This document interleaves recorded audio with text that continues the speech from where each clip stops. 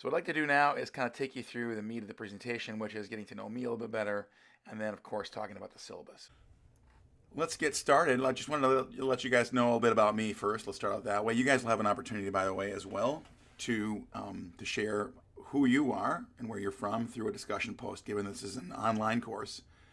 But here's a bit about me, so you kind of know what you're dealing with here from an instructor level.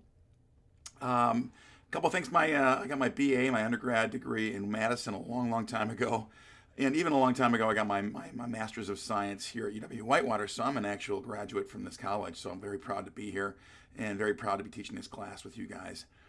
I live in Heartland, Wisconsin. About 45-minute drive from to Whitewater. I have been married now 17 years, hard to believe, but along the way here, my wife and I have become parents of two girls, Ainsley, who's now 15, and somewhat precocious, and a 13-year-old whose name is Hayden. I also see in the inside picture there, I have a dog named Declan, who is the boy I never had. He's probably he's my soulmate in some ways, my dog Declan. He's now 7. I can't believe that either. He's not a puppy anymore. Interesting fact, and I'll ask you guys to talk about this too in the first discussion post. Lived in England for 2 years.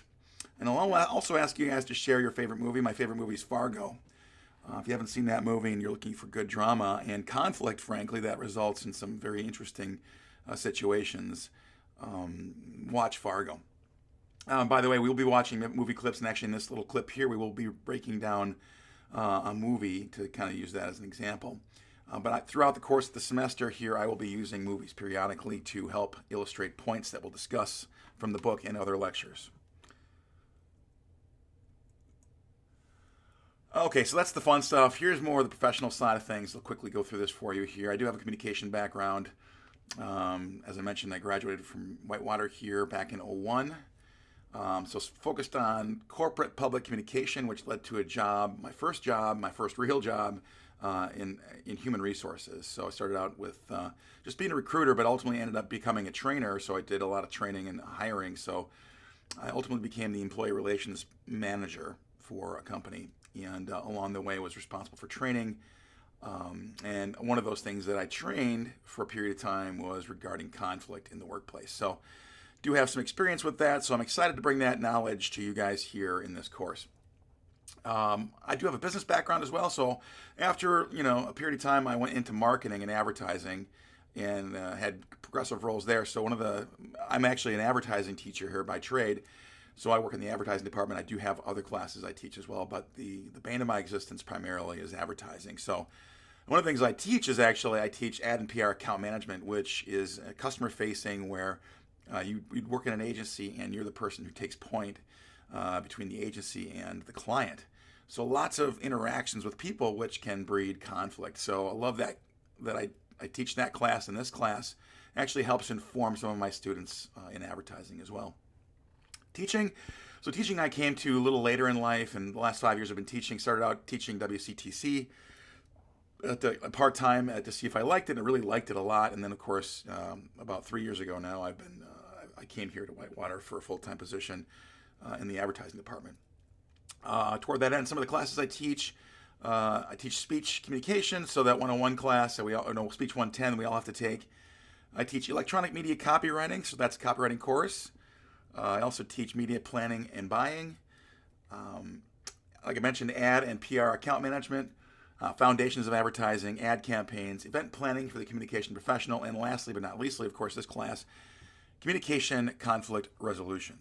So let's talk about that a little bit. All right, so I'm going to give you a quick overview of what's going on here. Now, obviously, this is an online course, so you'll be getting regular videos like this from me. But the first one here, obviously, we're going to go through is just kind of what's expected and the syllabus generally. Now, you can find all that stuff and all the goodies for this class are tucked into the Canvas course.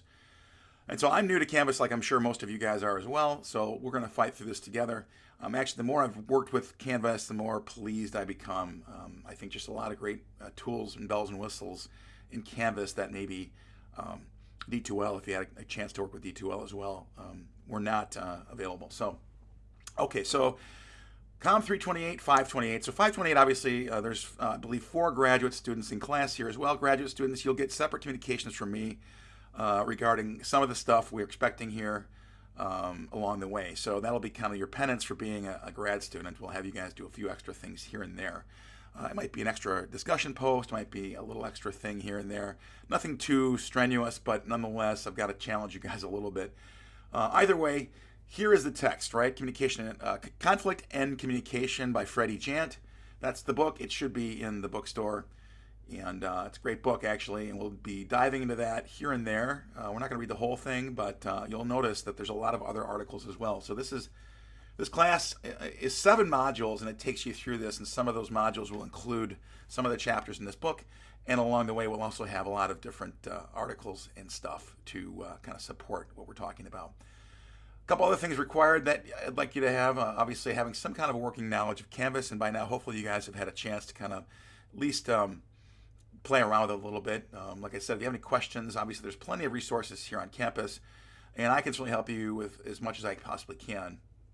I mean, this is kind of a joke, but working knowledge of email, obviously email is important as well, and that's why we, obviously if we're digital and we're not face-to-face, we have to rely on electronic means. Email is one of the big ones. And I would say by extension too, and I'll give you my cell phone number where I have always with me. So you can text me as well if there's something, a burning question you have, and we can always get on the phone and talk. More on my office hours as well in a second here. But so obviously working knowledge of email. Now old school, right? I'm an old school guy.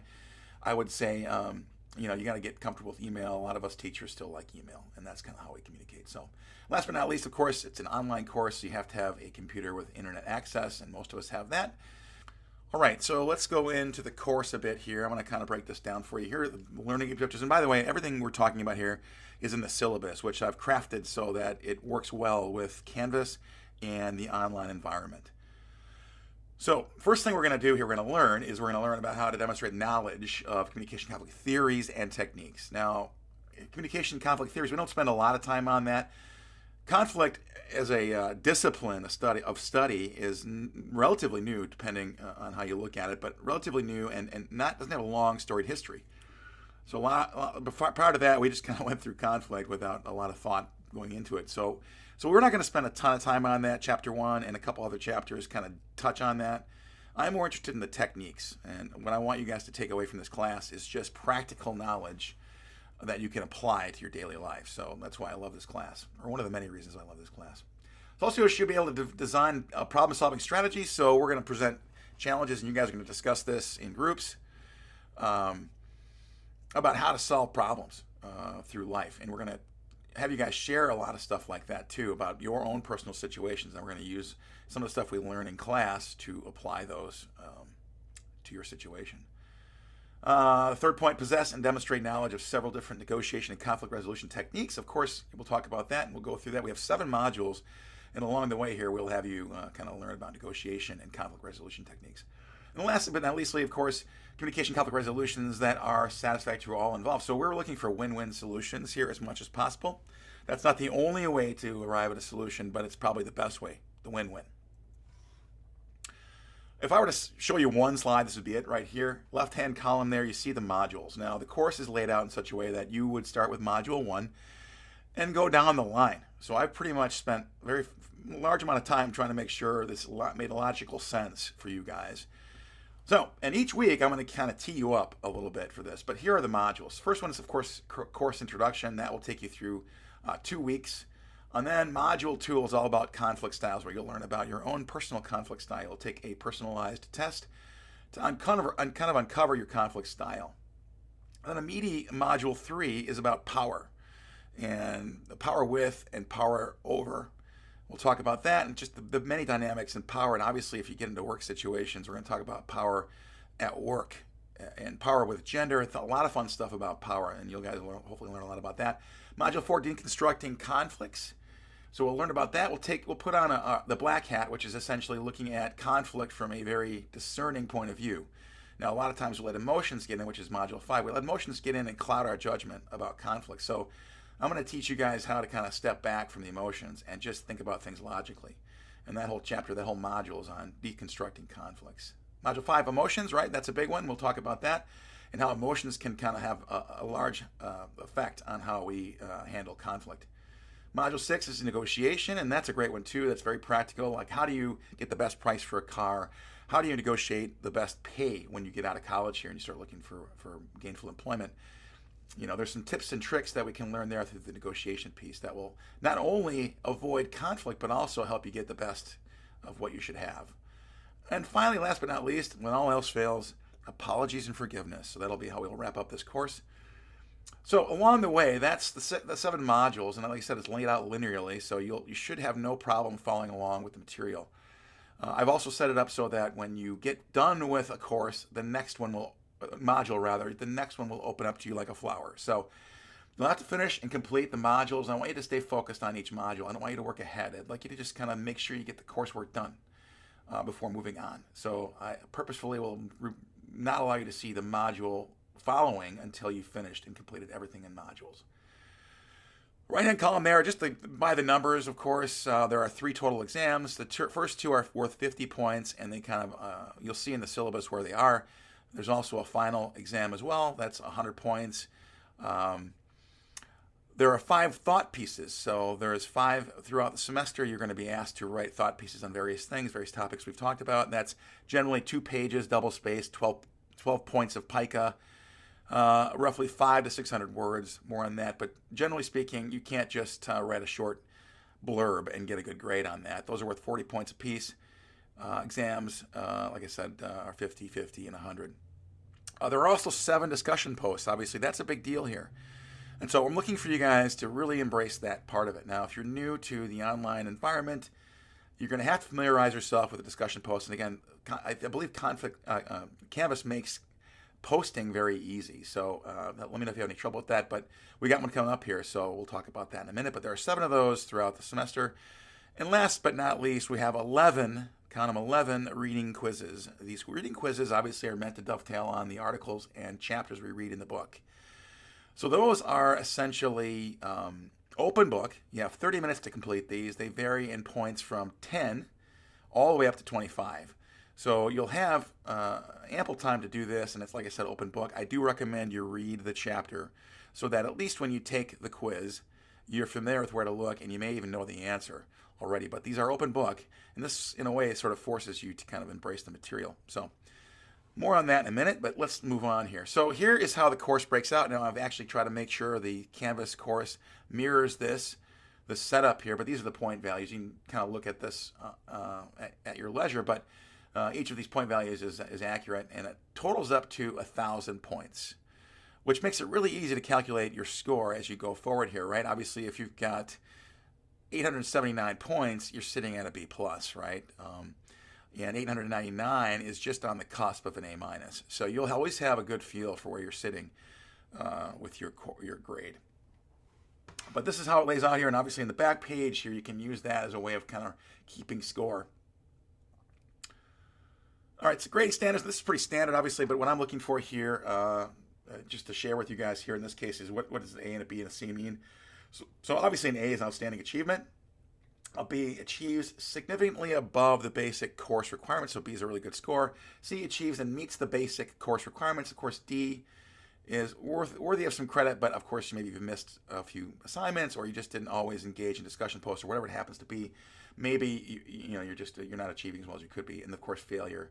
Now, I've not had anybody fail this course yet, so I'm hoping that we continue with that. Incompletes are not given unless there are extreme circumstances that warrant such a grade. So let's not go there. Okay, so what can you expect from me as your instructor? Now, obviously, again, this is online, so you're not going to really get to know me as well as probably you would in other courses, but I'm going to try to make this as interactive as possible. And like I said, I'm going to do a fair amount of videos. I want to try to do a video every week to set you guys up. So you'll always see something kind of published there, but know that I'm approachable and friendly and encouraging, and that's kind of my MO. That's who I am. I always want you guys to succeed and embrace the material, and I want you to show up to class, obviously, in normal situations. Now, obviously, being that this is asynchronous, in other words, you can kind of embrace the material at your leisure each week. But know that I'm approachable and supportive as well, but I'm not a pushover, right? So if you're going to say something like you had computer issues and you weren't able to engage the material, if you have a week's worth of time to manage that, I'm not going to buy that you just didn't have the capabilities to engage the material. I do have practical knowledge and experience. Like I mentioned, I was the employee relations manager for 5 years, so I do have some passion for this project. I've also had a lot of conflict in my life that I will intersperse throughout the lectures and material.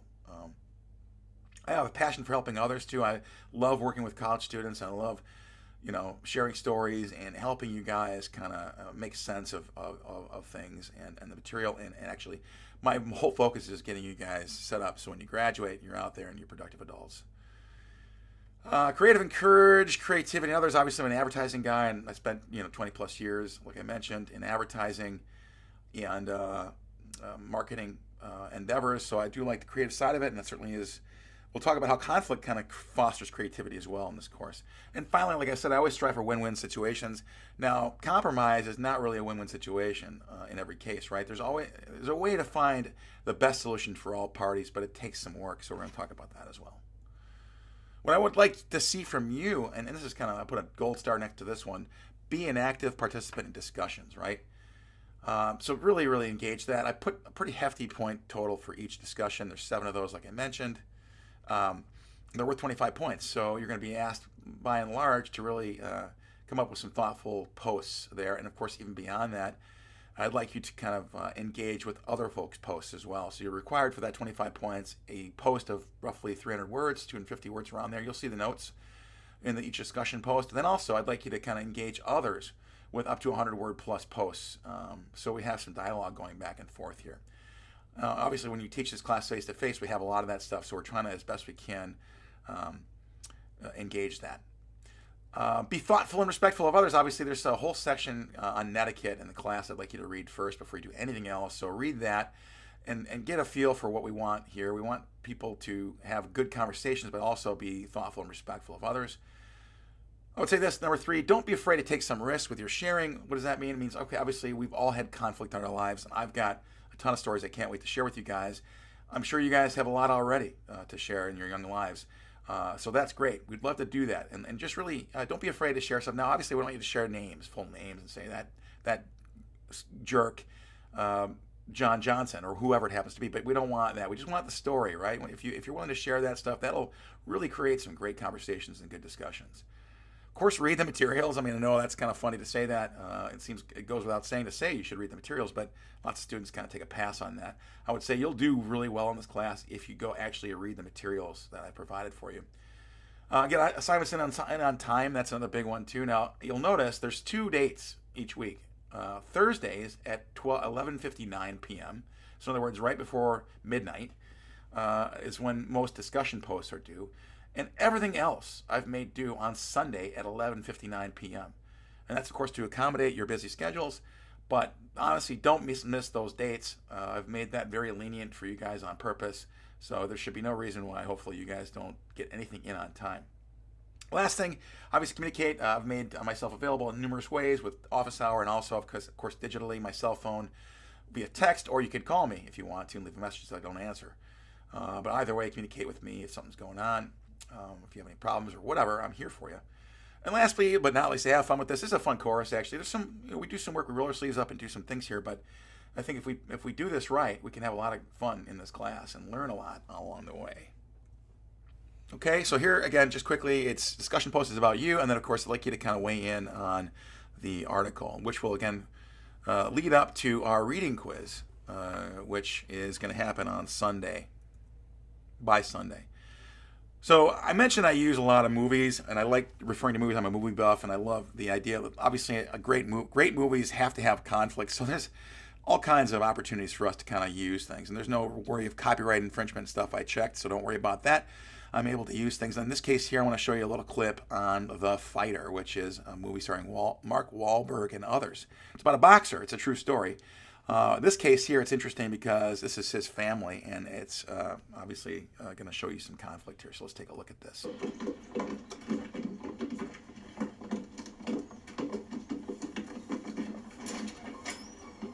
Hi. Well, look at this. Look at what? Why are you hiding from us, Mickey? He's not hiding. I wasn't talking to you, I was talking to my son. What are you doing, Mixter, huh? I'm right here. I ain't hiding from nobody else. Well, you're not helping yourself with your father's scumbag friend, Lenano. What are you gonna do? Turn your back on Dickie next, huh? All we ever wanted for you was to be world champion. Dickie's a grown man. He can think for himself. Shut your mouth. Skank. Don't call me skank. I'll rip that nasty hair right out of your fucking head. I'm his mother and his manager. You're not my manager anymore, and I'm not waiting for Dickie, okay? I'm not getting any younger. Who's gonna look after you, sweetheart? I mean, come on. I know you don't understand it, but I had 9 kids, and I love every one of you the same. You got a funny way of showing it, letting him get beat up, letting him get his hand broken. You fucking basket. You're crazy. Fucking Mickey is my What did I just say to you? What did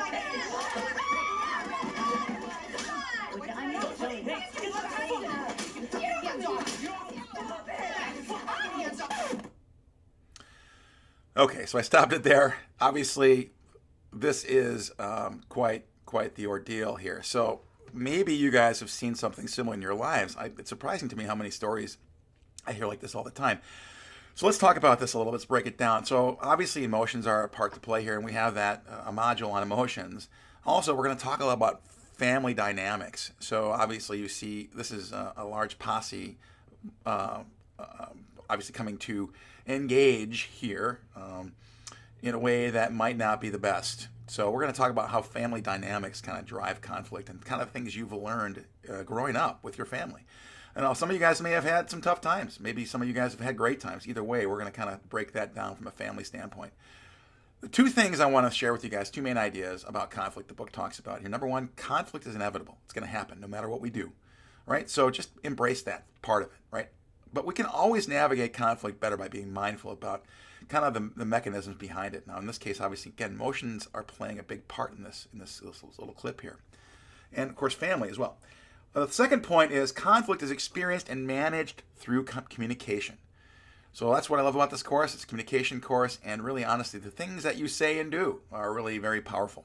Thoughts and deeds and communication are really what drives how we handle conflict. The other thing, a couple of things I want to share with you guys, and we'll wrap this up here. Conflict is everywhere, right? This is great. It's just all around us. But I'll say this, and this you'll learn this after reading chapter 1. It's okay. Conflict is a necessary part of growth. So, and being a person who's had a fair amount of conflict in my life, I can say this. I had a guy I used to work with who always said this, you got to crack a few eggs to make an omelet, right? And so cracking some eggs is what we'll do here. But generally speaking, cracking eggs leads to some really good things, right? In this case, obviously, we're building an omelet. But different ideas come through conflict. I love this quote too. For good ideas and true innovation, you need human interaction, conflict, argument, and debate. Margaret Heffernan is a CEO and writer. Has written numerous books and is also a lecturer. But it's a great quote there. So know that conflict really is necessary for growth. Okay, so that's it. I apologize for the length of this first video here. I'm going to try to keep these down to around 10 to 15 minutes max. But these are meant each week to tee you up so you can get going on the stuff for the week. Here is my picture. That's what I look like here. And some of the videos might actually have me, if I can get this figured out. You see me talking, heading some of these things here periodically. But again, I mentioned that's my cell number there, 262-490-7493. You can reach me there all the time. I don't give you my office number because I'm often not using that anyway. My email, it's a big one, betkerm@uww.edu. I look forward to working with you guys. We'll see you in the next video.